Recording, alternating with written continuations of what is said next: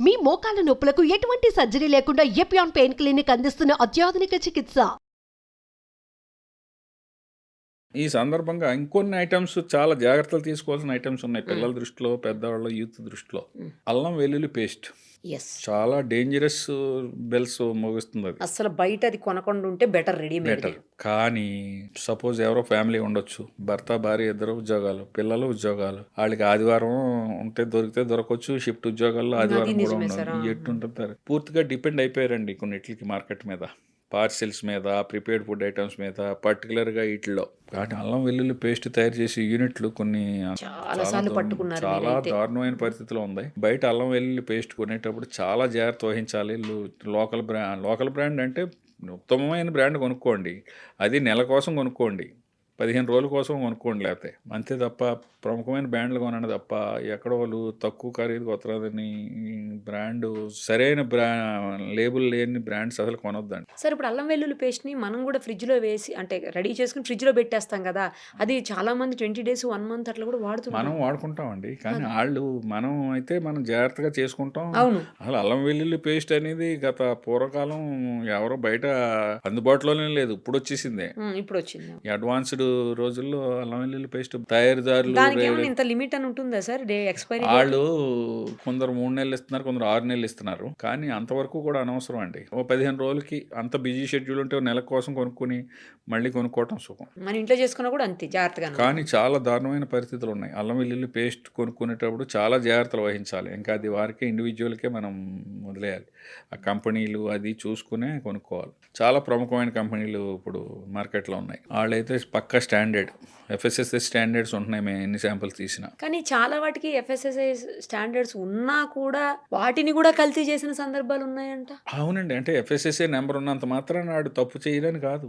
అందుకనే brand value కూడా చూసుకోవాలి మనం. ప్రతి వాళ్ళు ఈ రోజులో FSSAI నెంబర్ చేసుకుంటున్నారు అంటున్నారని అవి కూడా నిజం స్టిక్కర్ లో కూడా కాదు. అందుకనే దాన్ని వాళ్ళ సైట్ లో ఉపయోగించుకోవచ్చు, కానీ FSSAI నెంబర్ ఉన్నంత మాత్రాన ఆడు స్టాండర్డ్ మెయింటైన్ చేస్తాడని కాదు. అసలు FSSAI నెంబర్ లేకపోతే మార్కెట్ లో రావడానికి లేదు కాబట్టి ఒక FSSAI నెంబర్ లైసెన్స్ తీసుకుంటారు. లైసెన్స్ తీసుకునే టైంలో అంతా కరెక్ట్ గా చూపెడతారు, ఇన్స్పెక్షన్కి వెళ్తే అంతా కరెక్ట్ గా ఉంటది. తర్వాత ఏమి ఉండదు. అంటే తయారు చేసే విధానం బోత్ కెమికల్ అండ్ బ్యాక్టీరియాలజికల్ రెండు కంటామినేషన్ ఉందండి. అదొకటి, టమాటా సాస్ ఒకటి, చిల్లీ సాస్ ఒకటి, ఈ 3 మైనీసు స్థాయిలోనే వీటిని కూడా ఆలోచించాలండి. చాలా జాగ్రత్త పడాలి. ఎందుకంటే వాటిలో వేసి కలర్స్, వాటిని తయారు చేసే విధానం, తయారీదారులు కూడా వాడి వాటర్ కూడా వెరీ అన్హోల్సమ్ వాటరు.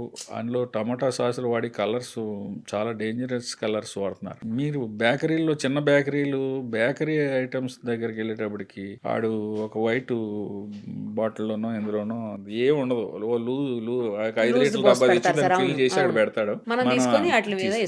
అది అవాయిడ్ చేయాలండి. పబ్లిక్ చాలా స్ట్రిక్ట్ గా పాటించాలని మా విన్నపం. ఎందుకంటే అది వాళ్ళు ఎక్కడో ఒకళ్ళ దగ్గర బల్క్ గా తయారు చేసిన వాడు దగ్గర ఎత్తారు. 100కి 99 మంది కరెక్ట్ గా తయారు చేయట్లేదండి. లోకల్ మేడ్ బ్రాండ్ లేనోళ్ళు రోజుకు 5-6 లీటర్లు బిజినెస్ బట్టి అక్కడ సప్లై ఒక్కో బేకరీలోని ఒక్కో దగ్గర ఇచ్చేసుకుని వెళ్ళిపోతా ఉంటాడు. ఫాస్ట్ ఫుడ్ సెంటర్లో సాస్ ఎక్కువ వాడతారు. ఎందుకు, ఫ్రైడ్ రైస్ కి, నూడిల్స్ కి మధ్యలో చిల్లీ సాస్ వాడతారు, ఇది వాడతారు. చాలా ఫాస్ట్ ఫుడ్ సెంటర్ లో కానీ బేకరీస్ లో కానీ సాసులు రెండు చాలా డేంజరస్ వ్యవహారం అండి. అది ఇమీడియట్ గా తిన్న వెంటనే వాళ్ళు ఆ టేస్టింగ్ సాల్ట్ ఒకటి వేస్తారేమో, అది అసలే తినొద్దంట కదా సార్. తినకూడదు. అజినోమోటో అసలు తినకూడదు. ఇప్పుడు బ్యాన్ చేశారా సార్? లేదు. అజినోమోటో స్టాండర్డ్ ప్రకారం 1 కిలోకి 2.5 grams బిలో వాడొచ్చు అని ఉందండి కొన్నిట్లో. అలాగే కలర్ ఎందులోని వాడకూడదండి except sweets and bakery items. అది కేజీకి 100 ppm. జస్ట్ అలా చెయ్యి అంటుకున్నంత కలర్ ఉండాలి. ఏది స్వీట్స్, బేకరీస్. తండూరి చికెన్ వేయటానికి లేదు, బిర్యానీలు వేయటానికి లేదు, చికెన్ 65 వేయటానికి లేదు, గోబీ 65 వేయటానికి లేదు. ముఖ్యంగా ఫంక్షన్స్ లో కలర్ ఈ తెలియకండి. హోటల్స్లో ఓనర్ ఉద్దేశం బాగానే ఉంటుంది. ఇంకొక బాగా ఈ హోటలియర్స్లోని, ఈ వంట వాళ్ళలోని, చెఫ్స్లోని ఉన్న అపోహ ఏంటంటే మేము వాడేది ఫుడ్ కలరే కదా సార్. ఫుడ్ కలర్స్ ఉన్నాయి, కంపెనీలు ఉన్నాయి, బుష్ లాంటి కంపెనీలు ఉన్నాయి. ఎక్కువ ఎక్కడికి వెళ్ళినా మాకు బుష్ కంపెనీ గురించి చెప్తారు. బుష్ కంపెనీ కదండి, బుష్ కంపెనీ వాడుతున్నాం సార్ అంటాడు. బుష్ కంపెనీ మంచిదే, కానీ ఇందులో బ్యాన్ చేశారండి. తండూరి చికెన్లు వేయకూడదు, బిర్యానీలు వేయకూడదు, బుష్ది కూడా వేయకూడదు. ఏది వేయకూడదండి. బుషే కాదు, ఏ కంపెనీ కూడా వేయకూడదు. అటన్నిట్లో వేస్తారు సార్. వేస్తారంటే పబ్లిక్ లో కూడా అవేర్నెస్ కాదు. ఇప్పుడు తండూరి చికెన్ కలర్ లేకుండా పెడితే మనం తినం. చికెన్ 65 ఆర్డర్ చేస్తామండి, ఆ రెడ్డిష్ కలర్ కొంచెం ఉంటే గానీ మనం తింటలేదు. పబ్లిక్ లో కూడా మార్పు డ్రమ్ రావాలి. స్టిక్స్ మీద కూడా భయంకరంగా వేస్తారు. డ్రమ్ స్టిక్స్ పోనీ నాన్ వెజ్ లో కూడా వేయకూడదు, వేస్తున్నారు. వెజ్ లో కూడా వేయటం మొదలు పెట్టారు చూడండి. మీకు బంగాళదుంప వండుతాడు ఫంక్షన్స్ లో, అందుచేత ఇవన్నీ అవాయిడ్ చేయడం కోసం ఏం చేస్తున్నారండి, వేయకూడదు. అటు కేసు సివియారిటీ ఎక్కువ ఉంటుందండి. అది మీకు బిర్యానీలో కలర్ కట్టినా, తండూరి చికెన్ తీసినా, 65 తీసినా, మన గోబీ 65 తీసినా, ఆ శాంపుల్ ని మనం ల్యాబ్ పంపించి ఆ కేసును ప్రూవ్ చేస్తే జైలు 6తో పాటు ఫైన్ ఉంది చట్టం ప్రకారం. అది గమనించాలి హోటల్ వారు కానీ ఎవరైనా.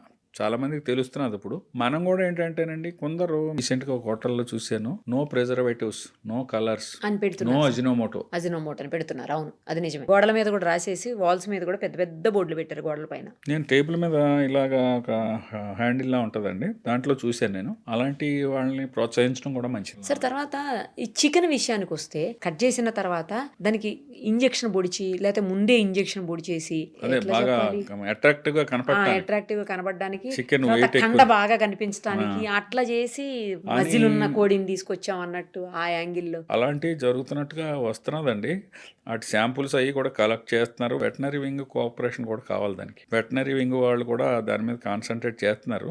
కానీ జరగటం, హ్యాండిల్ చేయటం, చికెన్స్ తీసుకొచ్చి మనం ఉన్న కొన్ని వీడియోలు చూసినట్టు బాత్రూముల దగ్గర పడేయటం, అస్సలు ఏంటండి అది ఇంకా అసలు అలాంటి వాష్రూమ్ ముందు పడేశారు సార్ గలీజ్. అలాంటి ఎవరైనా దయచేసి దొరికితే అది ఎక్కడ తీశారో కొంచెం డైరెక్ట్గా చేస్తే దాన్ని ఇమీడియట్గా సీజ్ చేసే అధికారం ఉందండి. కమిషనర్ గారు, ఫుడ్ సేఫ్టీ కమిషనర్ గారు కానీ, జిహెచ్ఎంసీ కమిషనర్ కానీ, లోకల్ కమిషనర్లు కానీ ప్రజారోగ్యానికి భంగం అనుకుంటే వాళ్ళు దాన్ని ఇమీడియట్గా సీజ్ చేసుకునే పవర్ చట్టాల్లో ఉంది. అంత దారుణమైన పరిస్థితులు ఉన్నాయి. అటువంటి వాటిని బయటకు రావాలంటే ప్రజల సహకారం కూడా కావాలి. ఇప్పుడు ఇలాంటి అన్నిటికి మనం మాట్లాడుకుంటున్నాం కదా, దీనికి ఫాస్ట్ ట్రాక్ ట్రైనింగ్ అని ఒకటి పెట్టారండి కొత్తగా, ఫుడ్ సేఫ్టీ దాని మీద ఫాస్ట్ ట్రాక్ ట్రైనింగ్ అని. దాని కాన్సెప్ట్ ఏంటంటే, ఇలాంటి తప్పుల్ని జరగకుండా చూడటానికి ఓనర్స్ కాదు ట్రైనింగ్, హోటల్స్ లో పనిచేసి వర్కర్స్ కి, అంటే మెయిన్ పర్సన్ ఉంటాడు కదా, మేనేజర్, చెఫ్,